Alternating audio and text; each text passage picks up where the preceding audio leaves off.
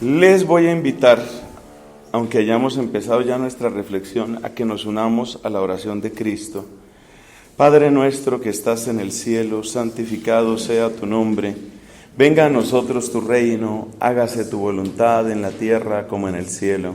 Danos hoy nuestro pan de cada día, perdona nuestras ofensas, como también nosotros perdonamos a los que nos ofenden. No nos dejes caer en la tentación y líbranos del mal. En el nombre del Padre, y del Hijo, y del Espíritu Santo. Amén.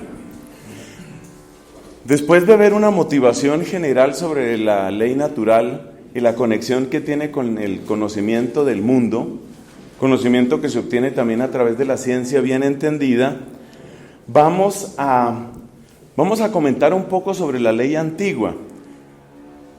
Esta ley antigua se refiere al conjunto de disposiciones que dio Dios especialmente a través de Moisés, según la tradición del judaísmo, según lo hemos recibido en la Biblia.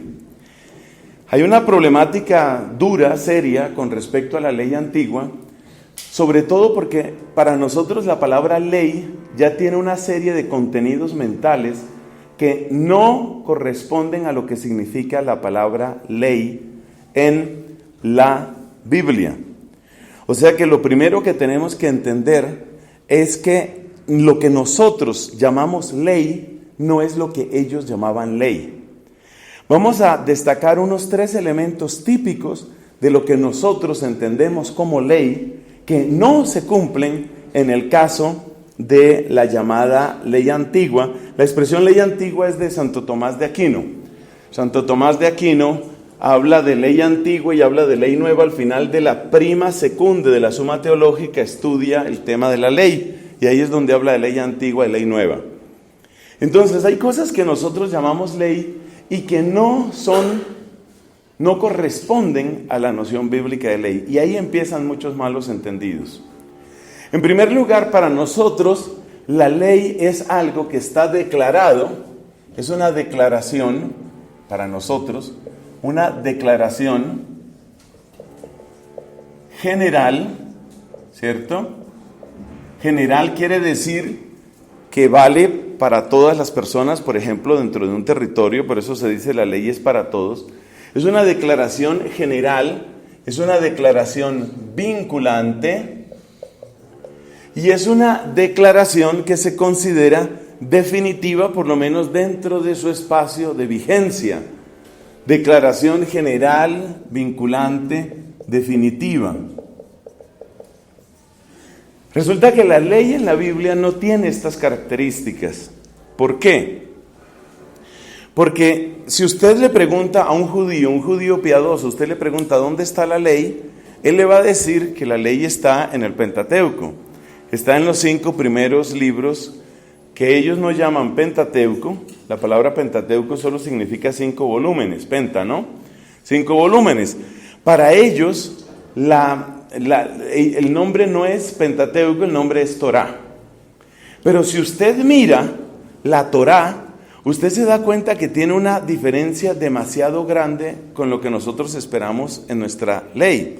Porque nuestras leyes están estructuradas en forma de disposiciones o declaraciones generales vinculantes y definitivas. Definitiva quiere decir que yo no puedo ir por encima de esa ley. Yo tengo que moverme dentro del margen de esa ley. Luego la ley puede ser cambiada, etcétera, pero mientras está vigente es una instancia última. De modo que un juez, por ejemplo, no puede ir más allá de esa ley. Si la ley le dice que tal delito puede ser castigado hasta con 20 años de cárcel, él no puede decir, bueno, yo pasando por encima de lo que dice la ley, creo que esto merece 40 años de cárcel. Él no puede hacer eso. Bueno, entonces, la Torá no tiene estas características. ¿Qué contiene la Torá? Contiene relatos, contiene narración. Esto es algo que hay que destacar. La Torá es narrativa. No tiene la estructura, oiga esto, no tiene la estructura redaccional de una disposición legal. ¿Cómo son las disposiciones legales? Artículo primero, artículo segundo. parágrafo primero del artículo segundo, numeral tercero del parágrafo cuarto del artículo séptimo de la ley no sé cuánto de 1900 no sé cuánto. Así es como se citan las leyes. Entonces, ¿eso qué quiere decir? Que la ley antigua tiene una característica diferente, aparece como una narración. Y ese carácter narrativo, yo voy a poner las partes correspondientes a la ley bíblica, las voy a poner aquí con otro color. Entonces, la Torá tiene un carácter narrativo. ¿Y eso por qué es tan importante? Porque eso nos está diciendo que si yo me acerco a la Torá buscando dónde está el artículo, dónde está el parágrafo, dónde está la disposición, estoy perdiendo el sentido, estoy buscando el sentido que no aparece ahí. Es verdad que hay partes del Pentateuco, especialmente algunas secciones del Éxodo, algunas secciones de Levítico, de Números, de Deuteronomio.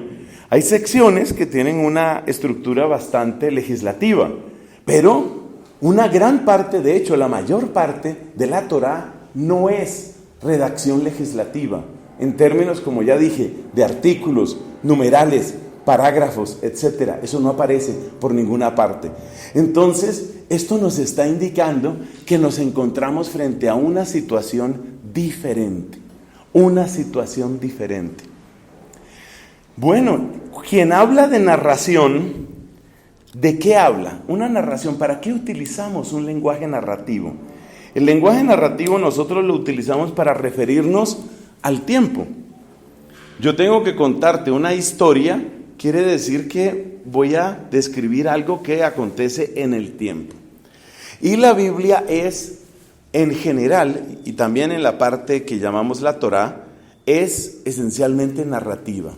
Eso quiere decir que el texto que nosotros llamamos la ley es una palabra que acompaña una historia. La ley no es una especie de luz objetiva, neutra, inmóvil, que gobierna las acciones de un conjunto de personas. Así es como nosotros miramos la Constitución Política de Colombia. De manera que si usted dice algo o hace algo que está en contra de la Constitución, hermano, así no es. Usted puede ser demandado. Tal norma es inconstitucional, se cae. Apenas se dice que es inconstitucional, se cae. Entonces, la noción nuestra de ley es estática. La noción de ley para ellos es dinámica. Ahí hemos encontrado una diferencia que es evidente. ¿Y qué quiere decir que sea dinámica? Esa es la parte. Entonces, aquí escribimos que la Torá es dinámica.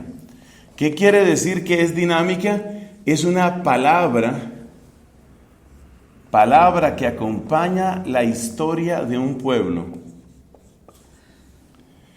Pero agreguemos otro elemento que acompaña la historia de un pueblo. Ese es el pueblo elegido. Muy bien. Entonces, si es una historia, si es una palabra que acompaña, entonces no es una luz, ¿cierto? ¿Cómo miramos nosotros las leyes?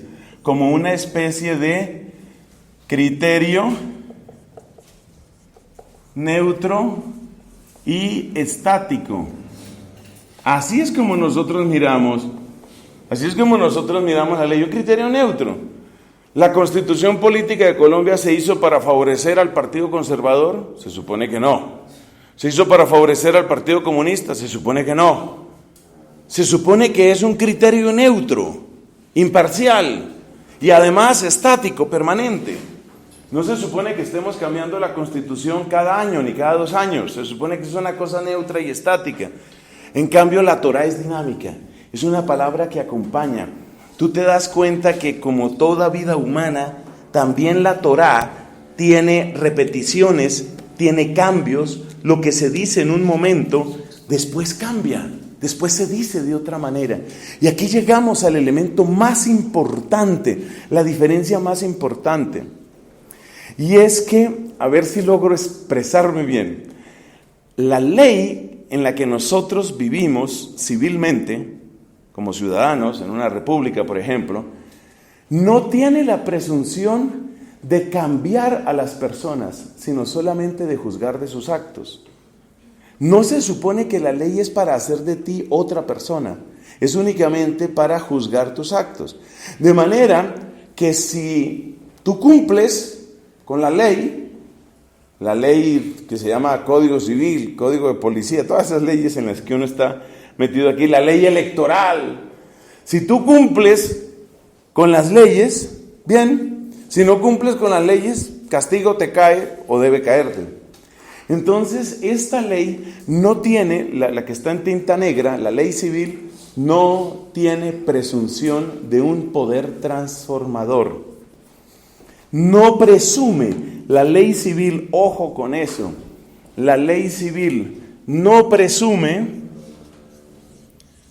de un poder, no presume de transformar. De manera que, si tú no cumples la ley, pues suponiendo cárcel, y si eres un reincidente, más cárcel, teóricamente esa cárcel puede cambiarte a ti, pero la presunción no es esa. La presunción no es que la ley te cambia, la presunción es que la ley solamente te juzga. La ley solamente te juzga. Y si tú obraste bien, nadie tiene por qué meterse contigo. Es como el que cumple con las leyes de tráfico. Si yo no cometo una infracción, nadie tiene derecho a meterse conmigo. En cambio, la Torá es muy distinta. La Torá, ¿qué podemos decir con respecto a la Torá? Que la Torá hace del pueblo que la escucha un pueblo distinto. La Torá habla de un poder transformante. Porque la Torá misma empieza por afirmar que todo cuanto existe proviene de la palabra de Dios. Él lo dijo y existió. Él lo mandó y surgió. Dijo Dios, haya luz, y hubo luz. Dijo Dios, haya. Entonces la palabra es palabra transformante. Entonces esta es palabra, vamos a escribir aquí, palabra transformante. Esto que hemos puesto en esta parte de nuestro tablero, esto, mis hermanos, mire, créanme que ese cuadro me ha costado mucho tiempo, muchos años. Este cuadro le aclara a uno muchísimas cosas. Porque en el momento en el que usted entiende, aquí dije palabra, me toca escribir mejor, la palabra transformante. ¿Por qué es tan importante esto? Porque cuando uno empieza a entender lo que es la Torá, entonces uno empieza a entender cómo se dio el proceso comunicativo de la Torá. Esa es la parte que a nosotros nos interesa. ¿Cómo se da ese proceso comunicativo? Mire, basándonos en lo que hemos escrito en esta parte del tablero, hagámonos simplemente esta pregunta, hermanos. Palabra transformante. Hagámonos esta pregunta. ¿Cómo se supone que se promulga la ley civil, de nuevo, en un país como Colombia? ¿Cómo se supone que se promulga la ley? La Constitución lo dice. Hay un texto, que es el texto oficial. Ese texto oficial se publica en lo que se llama el Diario Oficial. El Diario Oficial es el medio por el cual la República de Colombia promulga sus leyes. Lo que salga en el Diario Oficial. Yo no entiendo lo que dice ahí. Problema suyo. Problema suyo. No entiendo, es problema suyo. Pero la promulgación dentro de la ley civil, es decir, lo que aparece aquí, declaración general, vinculante, definitiva, que es criterio neutro y estático, pero que no presume transformar, ¿la promulgación en qué consiste? Es un proceso unidireccional. El proceso de promulgación de la ley civil es completamente unidireccional. ¿Eso qué quiere decir? Que el gobierno dice, por ejemplo, se presume que a partir de los 7 años de edad hay uso de razón. Me parece que esa es la cifra que se da. A partir de los 7 años hay uso de razón. Yo no sé qué es uso de razón. Yo no sé qué es la racionalidad humana. Yo he escrito un libro sobre la razón humana. Eso no le interesa al legislador. Uso de razón significa que eso tiene usted unas ciertas responsabilidades que van surgiendo. ¿Qué es mayoría de edad? Yo tengo un libro, tengo 80 artículos que he escrito sobre mayoría de edad. Mayoría de edad. En la legislación colombiana, mayoría de edad significa que usted queda habilitado con estos derechos y que usted adquiere estas obligaciones y que usted potencialmente puede adquirir estas obligaciones si tiene estos derechos. O sea que la ignorancia de la ley no excusa de la ley. Es un proceso completamente unidireccional. Mientras que, ¿qué sucede aquí? Es una narración dinámica y transformante. Por favor, mire las 3 palabras: narración, dinámica, transformante.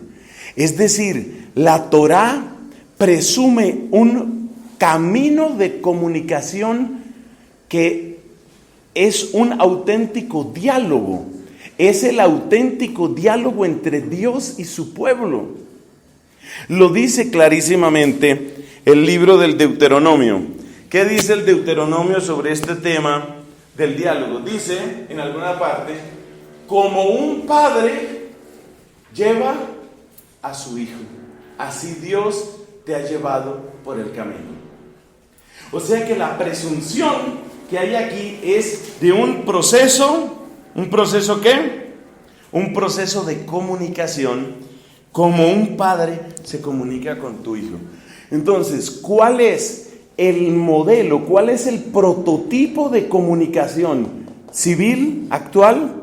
Es una entidad central que promulga y un pueblo que obedece. Es un proceso unidireccional. En cambio, ¿cuál es el proceso presunto por la Torá? Es un diálogo, es un camino, es un padre que educa a su hijo. Y son 2 cosas muy distintas. Es muy distinto sacar una disposición general, como hace la entidad que recoge los impuestos en Colombia, que se llama la DIAN.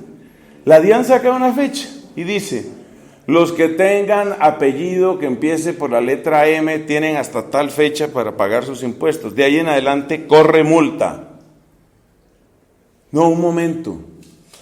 Yo no estoy de acuerdo con eso. Es más, eso me lastima, me hiere profundamente, me siento triste. Esto me decepciona de mi país. ¿Usted cree que a la gente de la DIAN le importa algo de eso? Pues usted puede quedarse con su tristeza o con su alegría, le puede servir o no servir, esto es así. Proceso unidireccional es la palabra que describe esta ley. Diálogo de crecimiento es lo que describe esta ley. Entonces, por favor, hay que entender muy bien esas 2 cosas. Muy bien esas 2 cosas. Proceso unidireccional, vamos a escribirlas. Proceso unidireccional y diálogo de crecimiento. Diálogo de crecimiento. Entonces, las grandes diferencias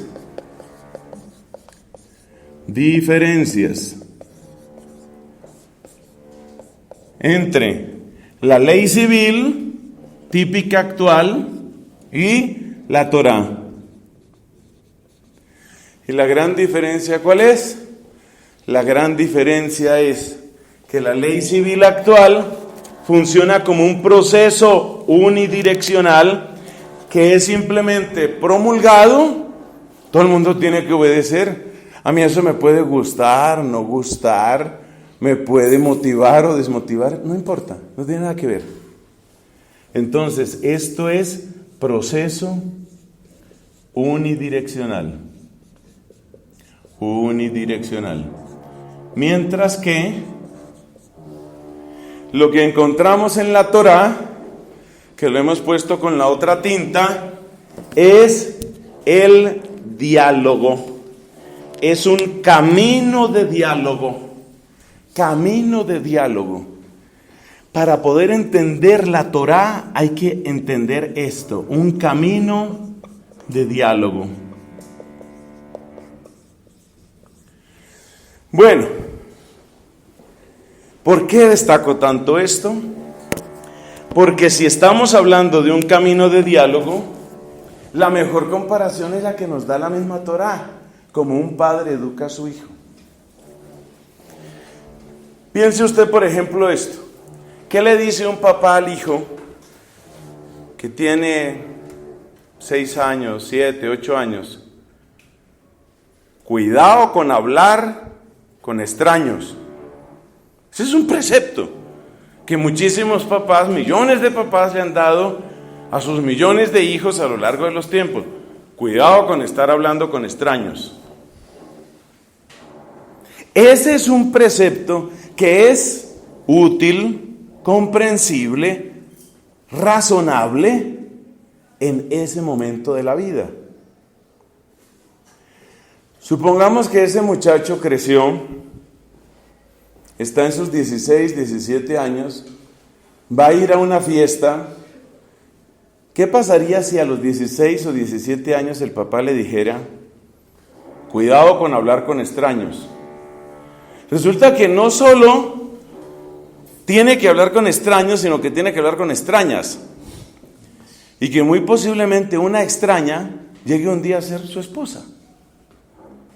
Si él siguiera aplicando lo de los 8 años de edad, cuidado con hablar con extraños, y llega ahí, y como fue con su hermano y con una prima, entonces no habla sino con el hermano y con la prima y de los demás, se hace a un lado y no los saluda, ese comportamiento sería ridículo. Ese no es el momento de hablar así, de obrar así.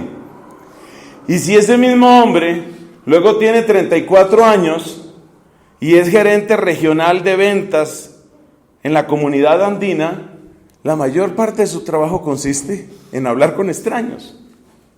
Entonces, un camino de diálogo significa que el estado del oyente cambia.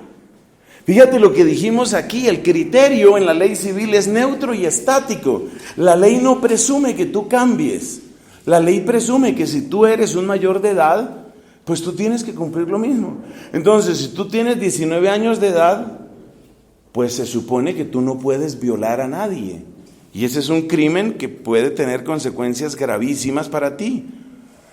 Y si yo tengo 43 años, sigue siendo un crimen terrible que tú violes a alguien. Y si yo tengo 66 años, sigue siendo un crimen horrible. Es decir, la ley establece un criterio neutro y más bien estático que se anticipa, incluso se anticipa a todas las distintas variantes que se puedan dar. En cambio, la ley de la Biblia hay que entenderla como un camino de diálogo. Otra razón por la que es muy importante el camino de diálogo, queridos hermanos, es porque cuando usted habla de un camino de diálogo, usted tiene que referirse también a que la capacidad de escuchar cambia.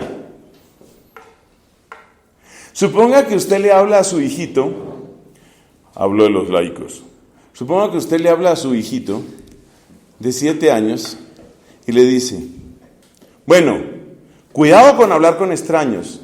Su hijito es un niño preguntón y su hijito le dice, ¿y por qué, papá? Usted inmediatamente tiene que pensar, ¿qué le digo a este chiquito para que entienda que eso no es bueno? Y entonces le digo a ese niño algo como, por ejemplo, porque alguien te puede hacer daño. Y tal vez esa explicación le satisface. Entonces yo busco una explicación que sea apropiada para la capacidad que tenga. Dice la Escritura, cuando Israel era niño lo amé. O sea que la capacidad de comprensión cambia. La capacidad de comprensión cambia. Y eso significa que nosotros, esta es tal vez la frase más revolucionaria que usted escuchará hoy en esta clase, nosotros no podemos presumir una misma capacidad de comprensión para el tiempo de los patriarcas, para el tiempo de Moisés, para el tiempo de David, para el tiempo del destierro, para el tiempo de Jesús. La capacidad de comprensión cambia. Por eso hay una cantidad de preceptos que son temporales. Porque la capacidad de comprensión cambia. De hecho, es muy posible que su hijo no le entienda lo que usted le quería decir. No le entendió. Y el problema no está en el que habla, sino el problema está en el que escucha. No le entendió. Entonces, por ejemplo, hijo, no vaya a hablar con extraños. Sigo yo con el ejemplo ese. No vaya a hablar con extraños. El niño llega a su escuela y resulta que la profesora del curso está enferma y mandaron un reemplazo. Pero el reemplazo es un extraño. Entonces el niño es fiel al precepto. Yo no hablo con extraños. Entonces se encierra en su pupitre, no mira a la profesora porque la profesora esa es extraña, no es la profesora que yo conozco. O sea, el niño no entiende. El problema no está en quien le habló. El problema está en quien escucha. Y la escucha es defectuosa. Acuérdate lo que dice Hebreos capítulo 1. Muchas veces y de muchas maneras habló Dios en otro tiempo por boca de los profetas. Y no le entendían. Y no le entendían. Y es raro que no entendieran. No tiene nada de raro. ¿No le pasó lo mismo a Jesucristo? ¿Cuántas veces Jesucristo predica y dice la Escritura y sus discípulos no le entendieron? No le entendían. Él empezó su itinerario pedagógico con la parábola del sembrador. Por lo menos esa fue de las primeras. Y él, nuestro Señor Jesucristo, que entre otras cosas es vaya poeta, ¿no? Nuestro Señor Jesucristo suelta la hermosísima parábola del sembrador y cuando se quedan a solas dicen los discípulos, ¿y eso qué era? No le habían entendido nada, tanto que la Escritura registra la respuesta de Cristo. Pero si no entienden esto, ¿cómo van a entender lo demás? Y el pasaje de los discípulos de Emaús, ¿qué nos hace ver? Que no entendían. Ustedes no entienden las Escrituras. Cristo tuvo que hacer una obra especial en la cabeza de ellos. Y también hablando con los saduceos, ¿qué dijo Cristo a los saduceos? Ustedes no conocen las Escrituras ni el poder de Dios. O sea que el estado normal para sus apuntes electrónicos, esos que usted toma, el estado normal del ser humano es no entender lo que Dios trata de enseñarle. Ese es el estado normal. Eso es lo que continuamente nos pasa. Hay una anécdota muy bonita de la historia de San Francisco de Asís. Cuando San Francisco estaba empezando su proceso de conversión, Dios le dijo, Francisco, repara mi iglesia. ¿Y qué se puso a hacer Francisco? Se puso a recoger ladrillos para mejorar la capillita de San Damián, allá cerca de Asís. No le entendió el problema de que repara mi iglesia es, hay corrupción, hay ignorancia, hay pecado. No, él lo que pensó fue, hay que reparar esta capillita. Entonces el estado normal del ser humano es no entenderle a Dios. De hecho, muchos de nosotros, si examinamos nuestra propia historia, llegamos exactamente a la misma convicción. Por eso en los procesos vocacionales se habla de que hay una vocación dentro de la vocación, o también se dice que la vocación es un proceso que no termina. Y cada experiencia que usted va viviendo le va haciendo ver qué significa su vocación. Quizás al principio de su vocación usted lo único que pensaba era, no, pues bueno ser sacerdote. Después usted llega a otra conclusión y dice, yo quiero ser sacerdote para trabajar por los inmigrantes. Después usted avanza más y dice, no, los inmigrantes no, realmente me interesan los pobres. O sea, usted va descubriendo solo progresivamente. Esa palabra es clave en todo esto, progresivamente. Y aquí llegamos a otra frase muy importante. ¿De verdad Dios se contradice? Vamos a oír esto. Supongamos el papá que le dice al niño de 8 años, cuidado con hablar con extraños. Cuando el mismo chico tiene 16 años y vuelve de su fiesta, el papá le dice, ¿cómo le fue, hijo? Y dice él, pues aburrido, porque hablando toda la noche con mi hermano y con mi prima. ¿No habló con nadie más? No, pues yo no hablé con extraños. Ay, hijo, pues se supone que si usted va a la fiesta, pues hay que conocer otros amigos y algunas chicas, y se supone que eso es lo normal. Pero tú me dijiste que no hablara con extraños. O sea, él está interpretando el mandato del papá como un criterio neutro y estático. Entonces, el mismo papá que antes le dijo, no hable con extraños, después le dice, sí hable con extraños. ¿Se está contradiciendo? No, está acompañando el camino. Entonces, por favor, escriba esta frase. La mayor parte de las aparentes contradicciones en la Biblia,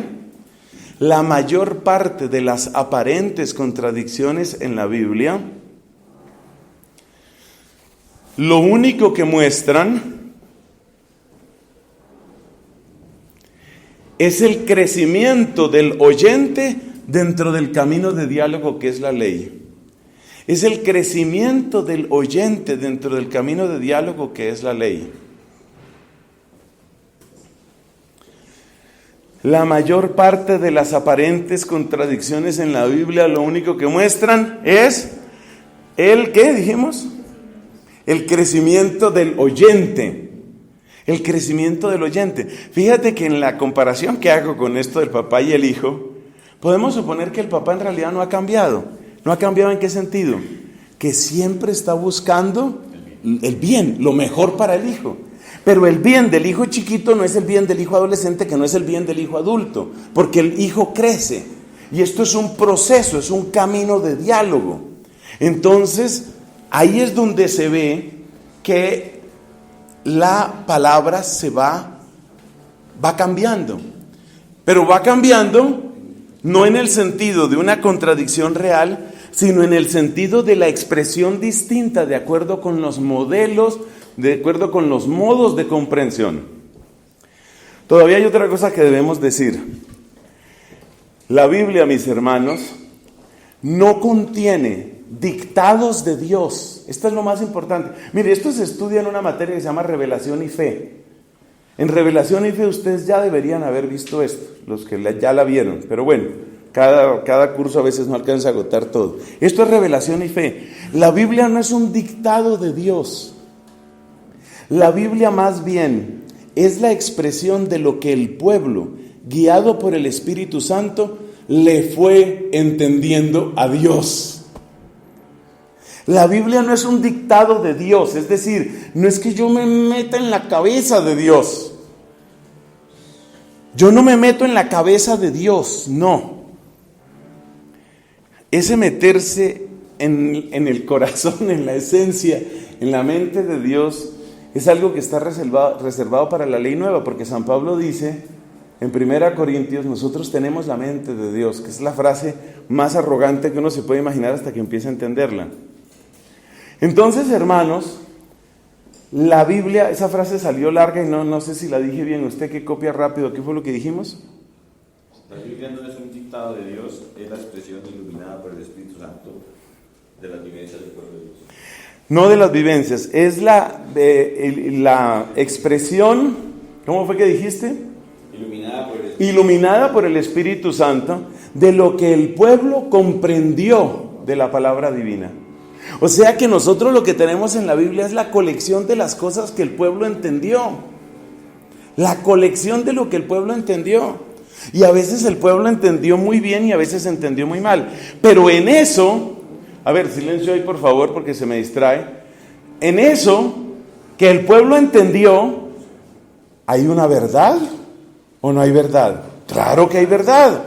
¿Por qué? Porque a través de lo que el pueblo entendió, yo puedo elevarme a qué fue lo que Dios quiso. Entonces, si yo tomo, por ejemplo, el mandamiento, yo tomo colección de palabras de mi Padre. Escribo un libro, colección de palabras de mi Padre. Y por allá en la página número 7 escribo, y mi padre me dijo, no hables con extraños, hijo.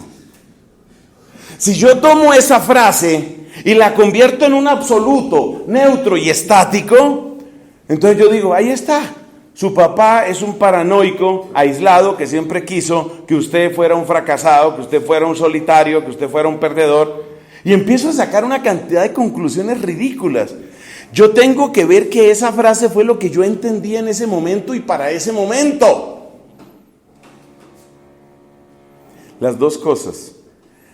Entonces agreguemos un poquito más a lo que están escribiendo ustedes y digamos esto: la Biblia registra lo que el pueblo entendió en ese momento y en primer lugar para ese momento, Por eso esta parte aquí, el énfasis en que los muchos mandamientos son temporales es muy importante. Entonces es lo que el pueblo entendió en ese momento y para ese momento. Entonces evidentemente para ese momento era muy importante que yo no hablara con extraños. Porque si yo soy un niño de 7, 8 años que ando por la calle hablando con todo el mundo y haciéndome amigo de todo el mundo, ciertamente puedo estar en peligro. Eso es una realidad. Esa es una realidad. Entonces, esta comparación, fíjate que todo empieza a aclararse desde esta comparación. Cuando uno empieza a mirar las diferencias entre la ley civil, que es la ley a la que uno está acostumbrado, y la ley como aparece en la Biblia, la Torá. Las tres palabras son narrativo, dinámico, transformante. Y como es transformante, quiere decir que el pueblo se va volviendo distinto. Y esta última frase que hemos dicho, la Biblia registra lo que el pueblo entendió en ese momento y para ese momento. Bueno, ya con todo esto que hemos explicado, queridos hermanos, ya podemos acercarnos a cuáles son los tipos de preceptos que aparecen en la ley antigua. Porque vamos a encontrar que en esos preceptos hay cosas que realmente tenían un valor puramente temporal. Este esquema que tenemos aquí lo vamos a mejorar un poco, porque lo temporal lo podemos unir con lo pedagógico. Realmente ese era el propósito que tenía. Sí, eso es lo que vamos a hacer, vamos a mejorar ese cuadro.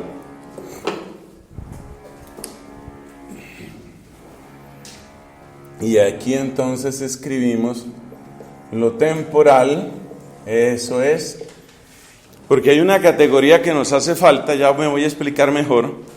Hay una categoría que nos hace falta y que la vamos a poner aquí.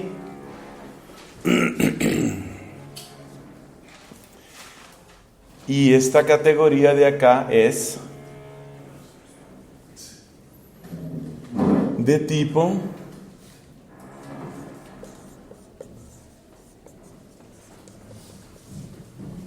bueno, ¿a qué nos vamos a referir? Cuando uno tiene claro lo que hemos dicho sobre el tema temporal, sobre el proceso narrativo, dinámico, transformante, uno empieza a darse cuenta que hay mucha pedagogía. Acuérdate la frase del Deuteronomio, como un padre guió a su hijo. Hay muchísima, ¿qué? Pedagogía, mucha.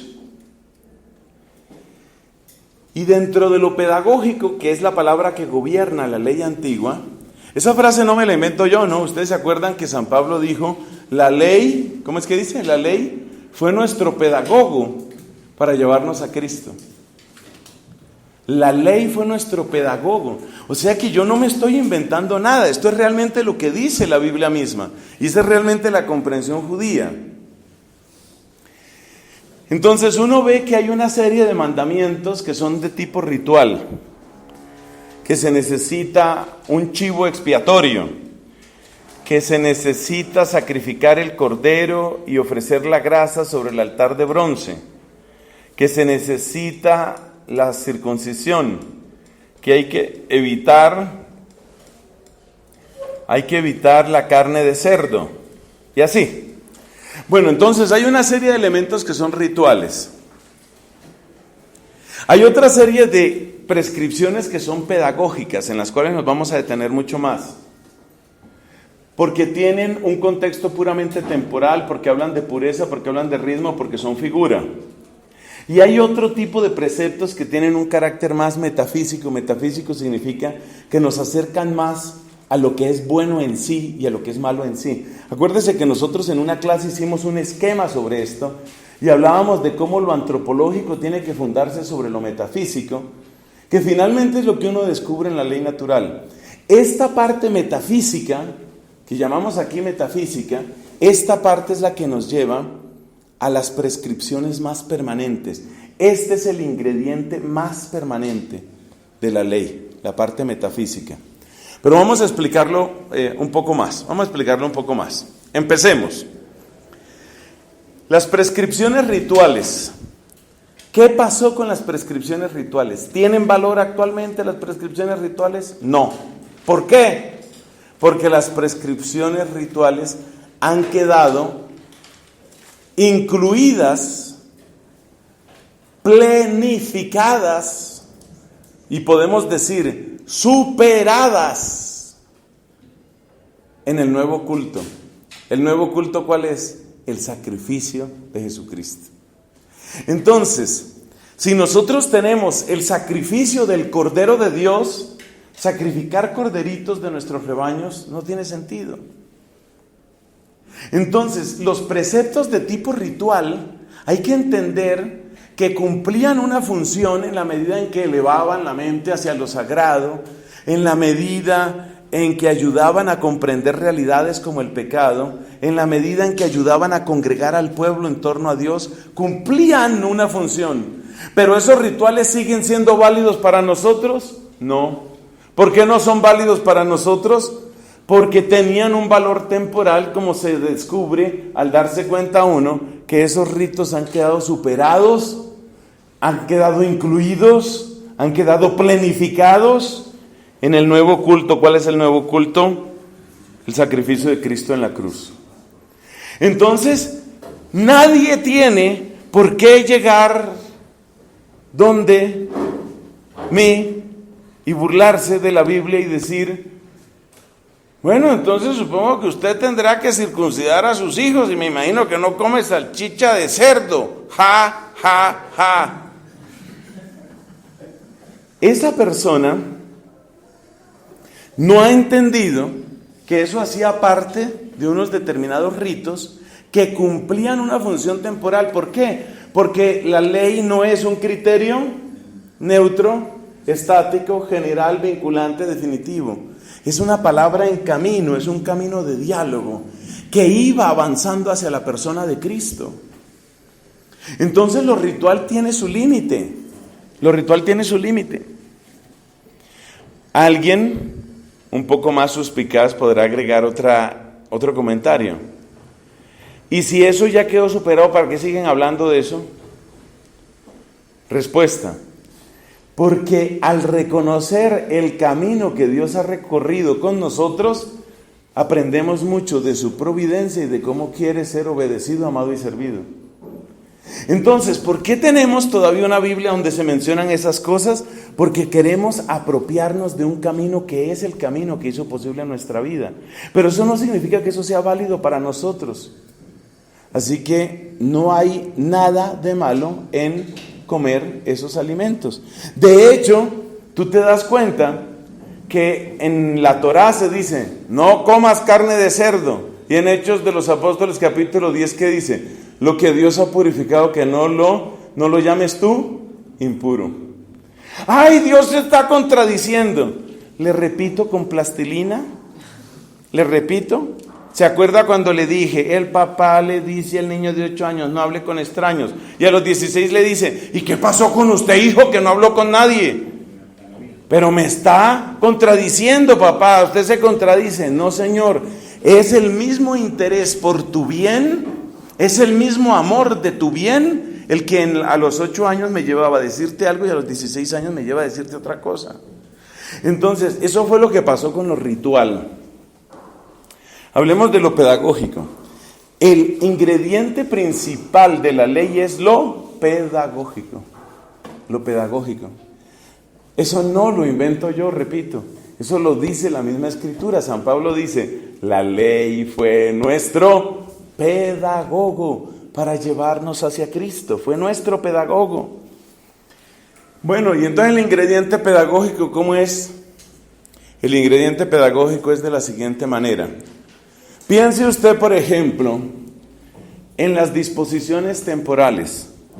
Las disposiciones temporales son las que responden a determinadas coyunturas, como el pueblo pudo entender en ese momento. Y el tema de las matanzas y los genocidios está aquí. Mire dónde lo ubicamos, en la parte temporal de los ingredientes pedagógicos. Pero ¿cómo puede ser pedagógico mandar una matanza? Señor, si usted me ha escuchado atentamente, usted se ha dado cuenta que estamos hablando de un camino, estamos hablando de un proceso, exacto, un proceso. Si estamos hablando de un proceso, usted tiene que ubicarse en ese tiempo, en esas circunstancias para entender qué significaba para ellos cada cosa.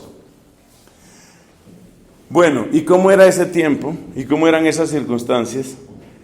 Ese tiempo era brutal, brutal, absolutamente brutal en todo sentido. Le voy a dar solamente 2 señales de la brutalidad de aquellos tiempos para que usted me entienda lo que le estoy diciendo. Piense usted, por ejemplo, en cómo eran las guerras entre esas tribus, clanes de la antigüedad. ¿Qué era lo primero que había que hacer al derrotar a un rey enemigo? Lo primero que se hacía era degollar a todos los niños de casa.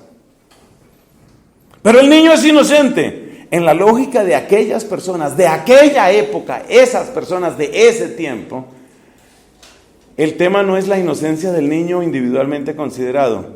Ese niño crece y ese niño sabe que su papá fue asesinado y ese niño sabe que su papá estaba en el trono. Luego ese niño que crece es el que luego me va a matar a mí. Por eso yo lo mato ya a él. Esa era la lógica de ese tiempo. Entonces, eso muestra la brutalidad de esa época. En materia de torturas, no se quedaban cortos. Es famosa la escandalosa crueldad de los asirios, personas como Senaquerib, como Asurbanipal, eran increíblemente crueles. Los reyes asirios que tenían su capital en Nínive, los reyes asirios utilizaban una política de amedrantamiento extremo. Entonces, por ejemplo, usted es un rey vecino y yo quiero adueñarme de su terreno porque usted tiene buenos yacimientos de cobre y el cobre es demasiado útil en esa época. Entonces yo quiero adueñarme de su terreno. Entonces yo voy allá y le digo, mire, quiero que hablemos me voy a adueñar de lo tuyo. Pero la razón por la que no empieza asesinando es para no gastar soldados. Entonces por eso habla con el rey y le dice, quiero que hablemos. Lo que les digo es rigurosamente histórico. Estos reyes asirios, ¿qué hacían? Digamos que la sala donde atendía el rey quedaba al final de un largo corredor. Y en ese corredor había unas especies de vitrinas, pero no con vidrios, había una especie de exposición permanente que mostraba lo que el rey había hecho antes. Entonces, por ejemplo, usted iba avanzando y encontraba una montaña de cráneos, una pequeña pirámide de cráneos, y un letrero que decía, y un traductor que le explicaba, esto fue lo que hicimos a tal pueblo.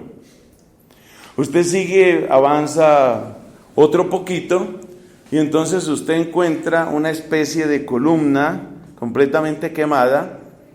Esta fue la manera como matamos a tal príncipe.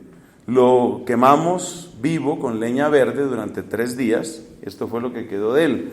Luego más adelante se encuentra con una especie de tela, pero no es una tela, es un pergamino, pero no es un pergamino. Es la piel de una persona que fue desollada viva. Estaba vivo y le iban cortando, le quitaron toda la piel y la colgaron ahí. Esto fue lo que le hicimos a tal rey y así. Y usted va viendo una cosa, va viendo la otra, y al final de eso llega ella y dice, bueno, ahora sí hablemos. Ese es el nivel de crueldad de esas personas. Esto se parece mucho a lo que en un país como Colombia y actualmente México, tristemente, esto es lo que sucede en un país como Colombia entre las bandas de narcotraficantes. Ese es el nivel de tortura de esta gente. Una persona como Escobar, por ejemplo, sabe que tú tienes tu novia, la que amas profundamente, entonces agarra a la muchacha, la acuesta y le va dejando caer gotas de ácido en la cara hasta que la mata.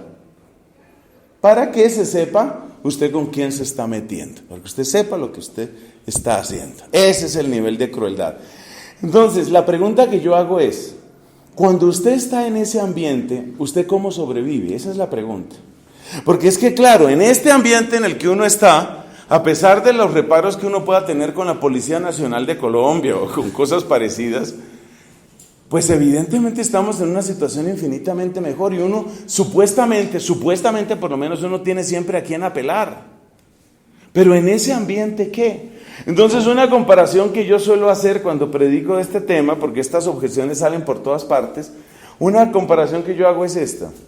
Suponga que usted es un padre de familia que tiene 2 hijas, por ejemplo, de 10 y 8 años. Y usted va con sus 2 hijitas en un barrio en el que le tocó vivir porque la plata no le da para más. Es un barrio extremadamente peligroso, tan peligroso que usted ya se acostumbró a andar con una puñaleta, con un revólver, con algo así, porque usted sabe que en ciertos momentos la cosa es demasiado grave.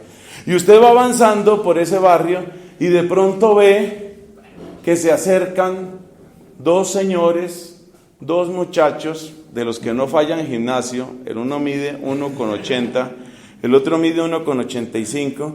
Se le quedan mirando como unos 10 metros y le dice, ¿y por qué agarra tan fuerte a la niña? Suéltela para que ella se defienda. Usted entiende lo que le van a hacer a sus hijas. Usted entiende lo que va a pasar. En ese momento, ¿usted qué hace? Lo que usted hace es recordarles a ellos que los derechos humanos existen, ¿cierto? Usted se pone a hablar con ellos y les dice, comprendan que la UNICEF proclamó los derechos del niño. Existen los derechos del niño, por consiguiente, esta niña tiene derecho a ser tratada con el máximo respeto, porque sería una grave ofensa al derecho internacional que ustedes tomaran por su fuerza a esta niña y le fueran a hacer algo. Eso es lo que usted hace, ¿cierto? Evidentemente eso es lo que usted hace. Lo que usted hace es que si el tipo da un paso más, usted le dispara. Así de sencillo. Eso es lo que usted hace. Eso es lo que hace un papá. Eso es lo que hace un papá. Entonces, ese es el mundo en el que se mueve la mayor parte de la Biblia. Es el mundo de estas crueldades. Es un mundo donde no está la ONU, donde no está la policía, donde no están los derechos humanos, donde no está la Convención de Ginebra, donde no está el tratado antiterrorista, donde no está la ley de paz, donde no está nada. Lo único que hay es la fuerza suya y el saber que usted está continuamente amenazado. Ese es el mundo. Un mundo donde los papás sacrifican a los propios hijos por lograr sus propósitos. Los papás enterraban a los hijos cuando iban a fundar una ciudad, mataban al hijo mayor, y eso era tener suerte, o si no lo echaban vivo y encima echaban piedras y sobre eso construían la ciudad, sobre el propio hijo. Ese es el mundo de la Biblia. Entonces, en ese contexto usted entiende que haya unas disposiciones temporales según las cuales lo que logra entender la gente, oiga, fíjese las palabras que escojo, lo que logra entender la gente es matar o morir. Eso es lo único que logran entender. Eso es lo que logran entender. Entonces, son disposiciones temporales. ¿Y cómo puede estar Dios ahí? Siempre que usted se vaya a hacer esa pregunta, acuérdese del papá con las 2 hijas, el revólver en el bolsillo y 2 personas que vienen ahí y que lo miran a los ojos y le dicen, suéltelas, déjelas que se defiendan. Y piense usted qué hace en ese momento. ¿O qué? O lo que manda Dios es que usted le diga, mire, aquí empiece por la chiquita. ¿Eso es lo que manda Dios entonces? Uno tiene que entender que hay situaciones extremas. Entonces la gente desde la comodidad de sus pupitres, por ejemplo los pupitres de la universidad, que es de lo más cómodo que hay, desde la comodidad de los pupitres y bibliotecas la gente estudia estas cosas. Póngase en ese contexto. Si quiere tener más o menos una idea de qué es, puede ir a algunos sectores de Bogotá. Hay unos sectores de Bogotá donde usted puede hacer un entrenamiento bíblico acelerado y empieza a entender, empieza a entender una cantidad de cosas. Esas son las disposiciones temporales. Por supuesto, de esos niveles de salvajismo la humanidad en general se ha levantado, en general, pero no del todo. Usted no presuma que ya la humanidad salió completamente de esto. Hay muchos lugares donde esto no existe, incluyendo grandes ciudades. Como he tenido la oportunidad, y bueno, esa ha sido parte de mi trabajo, de estar en ciudades bien grandes y supuestamente bien modernas, como Toronto, como Nueva York, como Tokio, como Seúl. En todas partes donde yo he ido, siempre me han dicho, y tenga cuidado con tal sector. En todas partes. En todas partes. Entonces, esas son las disposiciones temporales. Eso fue lo que la gente entendió en ese momento, frente a esos niveles demenciales de agresividad. Todavía en este siglo, los guerreros de Japón consideraban, y qué digo yo Japón, eso pasó también aquí con la guerrilla, consideraban como un modo extremo de crueldad y de tortura, por ejemplo, abrir el vientre de embarazadas y sacar a los niños y matarlos, o tirar bebés y agarrarlos con lanzas o con bayonetas. Esas cosas han pasado en la tierra. Entonces, claro, si uno vive en un mundo más o menos organizado, donde el único sufrimiento es que el ecualizador de este iPhone no funciona, ¿verdad? Cosa tan bruta, yo no sé para qué inventan unos ecualizadores que no funcionan. O sea, cada rato le toca a uno bajar el volumen, o sea. Entonces, claro, una cantidad de niñas mimadas y de niños mimados que tienen como último problema, que es que se acabó la marca de Cheetos que yo quería. Ese es su problema más terrible, es lo que le quita el sueño. Claro, cuando una persona de esas lee la Biblia, dice, ¡osos! ¿Qué es esto tan horrible? ¿Cómo así?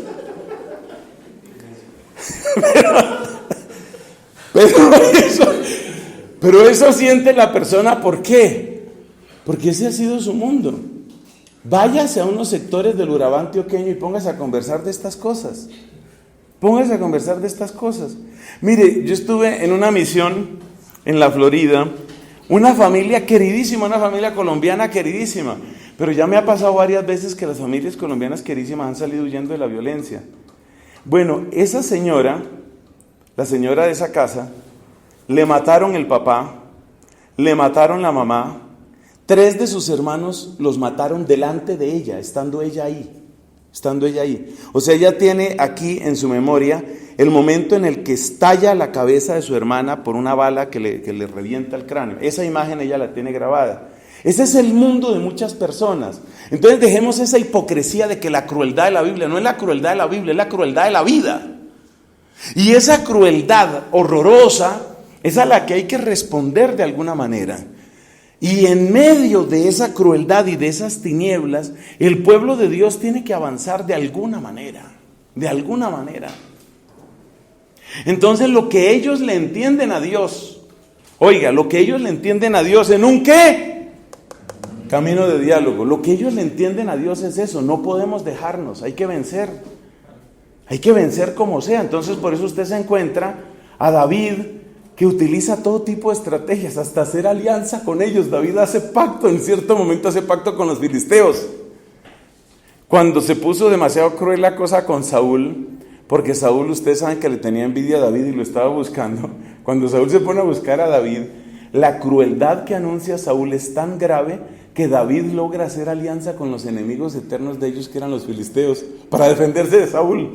Esas cosas pasan en la vida, hermanos. Esas cosas pasan en la vida cuando los exploradores de la tierra prometida no tienen dónde meterse en Jericó y tienen que meterse a un prostíbulo que lo dirigía una señora llamada Rahab. ¿Por qué ellos tienen que pasar esa noche en ese prostíbulo y escaparse por una ventana? Porque la vida es dura, porque hay momentos donde no hay dónde meterse. Bueno, entonces en lo pedagógico está lo temporal. Ahí está lo temporal. Y por eso hay que tener mucha desconfianza con esas versiones de cristianismo endulzado que quieren presentar todo como que todo lo podemos resolver siendo buenas personas. El que dice eso nunca se ha enfrentado a un atraco.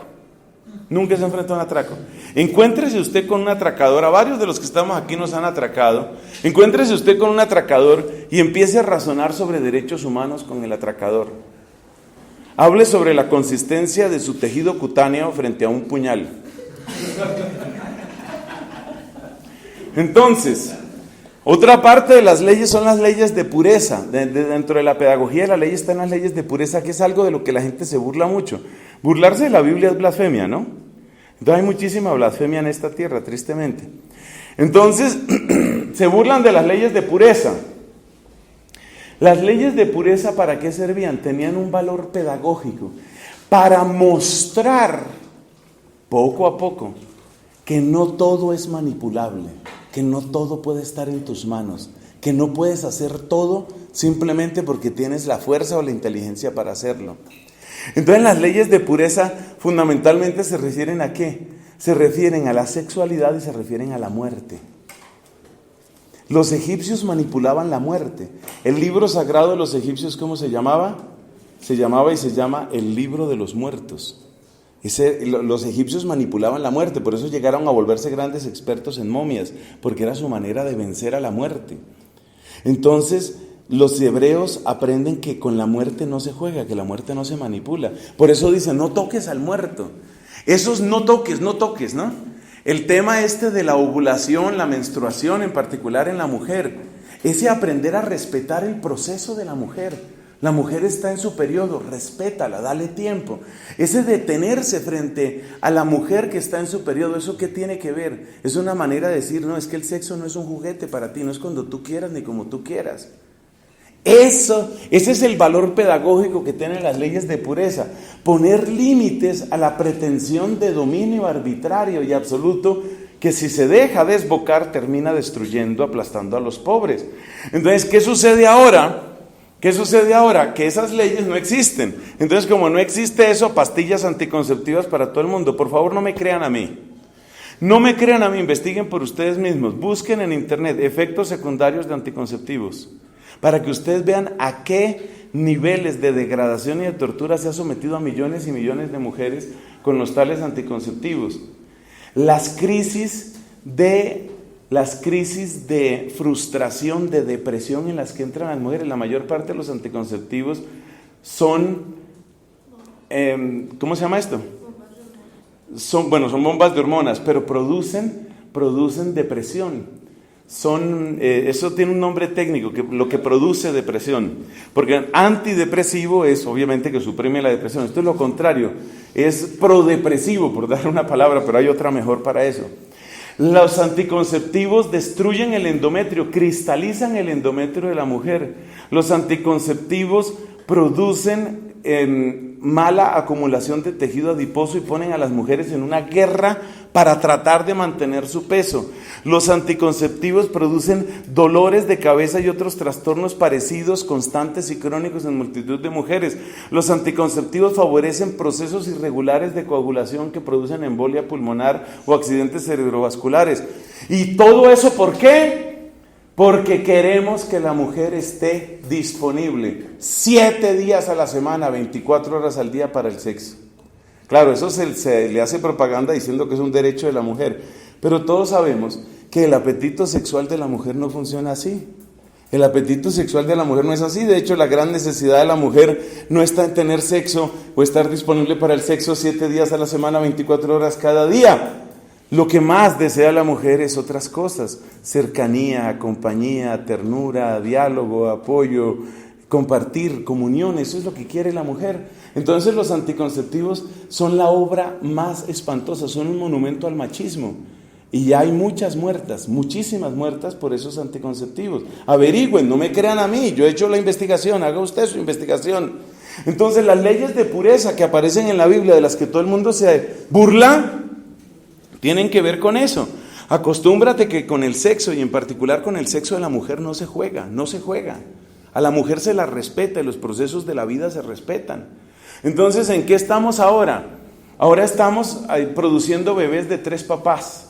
Ahora estamos mujeres solas que dicen yo me quiero embarazar. Ahora estamos con alteración de genes. Y todo encuentra siempre una justificación. Entonces estas leyes tienen su pedagogía, las leyes de pureza tienen su pedagogía. En estos momentos los profesores en Inglaterra tienen una nueva tortura, y es que el profesor en Inglaterra no puede presumir si debe decirle he o she a la persona que tiene delante. Entonces puede ver a una mujer que tiene su busto, sus caderas, es muy bonita, pero ella dice, a mí quiero que usted me hable como hombre. Entonces a ese hombre él le tiene que decir he, y le tiene que decir his, him y todos los pronombres propios de hombre, porque ella escogió llamarse hombre. Esos son los niveles de absurdo y de tortura psicológica a los que se llega. Y si se equivoca, entonces es que tiene hatred, es que tiene odio hacia esa criatura humana. No puedo decir hombre, puedo decir mujer. La ley antigua tenía recursos pedagógicos que incluyen los ritmos, empezando por el ritmo de la semana. Lo que más me impresionó en mi breve tiempo de misión en Taiwán, que como ustedes saben es cultura china, es que para ellos no existe la semana, para ellos todos los días son iguales, para ellos todos los días son trabajo, trabajo, trabajo, trabajo. Por eso en España existe la fama de que a las tiendas las llaman el chino. Ve donde el chino no es como aquí en Colombia un niño, ¿no? Sino el chino es el chino de la China. ¿Por qué? Porque las tiendas están cada vez en manos de los chinos y los chinos nunca cierran. Para ellos no existe sábado ni domingo, para ellos no existe descanso. Para ellos todo tiempo es tiempo de trabajo. Para ellos hay que producir y de vez en cuando emborracharse, buscar la prostitución o el cigarrillo. La adicción al cigarrillo es bárbara en países como estos, es realmente escandalosa, aunque muchas veces se oculta. Entonces los ritmos que humanizan la vida. El hecho de que tengamos una semana, el hecho de que tengamos un día de descanso, el hecho de que tengamos celebraciones anuales que festejan a ese Dios que nos ha dado la vida, eso proviene de la pedagogía de la ley antigua. Además, la pedagogía de la ley antigua nos ha dado una gran cantidad de figuras, es decir, anticipaciones de las realidades definitivas. No me puedo demorar ya más en este tema, pero usted puede leer la carta a los Hebreos, cómo se va haciendo todo el tiempo el paralelo entre el culto del Levítico y el sacrificio de Cristo. Entonces, en la ley antigua hay una pedagogía impresionante que incluye respuestas puntuales, que llamamos temporales, incluye leyes de pureza que nos educan en que no podemos manipularlo todo, que incluye ritmos que nos educan en la dignidad humana y en la fidelidad al plan de Dios, e incluye figuras que preparan al Nuevo Testamento. Eso es parte de los elementos pedagógicos. Observemos que los elementos pedagógicos cumplían una función, pero no son permanentes. Eso significa que lo que estaba dispuesto, por ejemplo, sobre los muertos, no toquen a los muertos, pues hombre, eso tenía un valor pedagógico, no necesariamente debe también entonces cumplirse ahora, porque si uno pretende convertir un criterio pedagógico de pureza en una norma neutra, estática y definitiva, uno se llama un fariseo. Eso fue lo que hicieron los fariseos, congelar el proceso pedagógico y convertirlo en una especie de ley definitiva. Lo más importante, según San Juan Pablo II, lo más importante de la ley antigua, sin embargo, está en los criterios metafísicos, es decir, en asomar, en abrir el corazón a lo que es bueno en sí mismo y a lo que es malo en sí mismo. En general, como norma general, podemos decir que el decálogo, no hay una equivalencia exacta, pero podemos decir que el decálogo está muy cerca de esto que llamamos elementos metafísicos, elementos permanentes. Uno se da cuenta que lo que aparece ahí sobre el no mentir, no envidiar, no traicionar, no fornicar, etcétera, todos esos noes nos ayudan realmente a descubrir bienes definitivos. Y serán estos bienes definitivos los que pasarán, prácticamente los únicos, estos elementos metafísicos permanentes son los que van a pasar al Nuevo Testamento. ¿Eso cómo se nota? Se nota en Mateo capítulo 19. Cuando este hombre le pregunta a Jesús, ¿qué tengo que hacer para alcanzar la vida eterna? Y Jesús le responde, cumple los mandamientos, indicando así que hay un valor permanente. Entonces esto es lo metafísico permanente, lo metafísico permanente, eso está en la ley antigua. Entonces la ley antigua realmente es un conjunto muy complejo, es muy complejo, incluye muchísimas cosas, muchas. Y dentro de este conjunto complejo, la mayor parte cumplía una función solo por un tiempo, lo que era estrictamente temporal respondiendo a un contexto. Esto lo podríamos llamar contextual prácticamente. Lo de pureza, lo de ritmo, lo de figura, los ritos. Pero se llega también a un núcleo fuerte, y ese núcleo fuerte es el que conecta con la ley natural. Gloria al Padre, al Hijo y al Espíritu Santo.